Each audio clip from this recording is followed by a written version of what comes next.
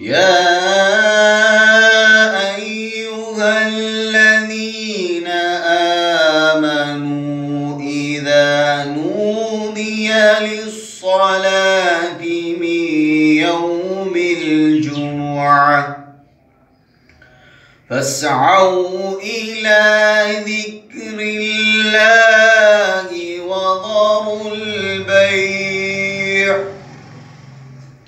ذلكم خير لكم إن كنتم تعلمون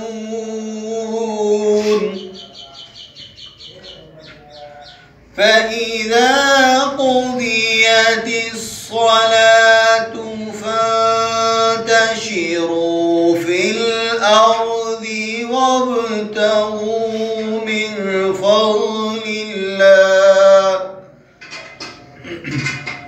وابتغوا من فضل الله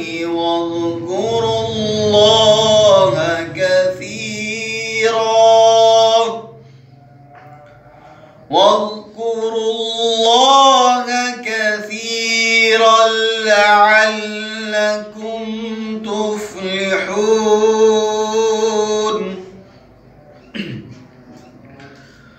وإذا رأوا تجارة أو لهوا انفضوا إليها وتركوك قائما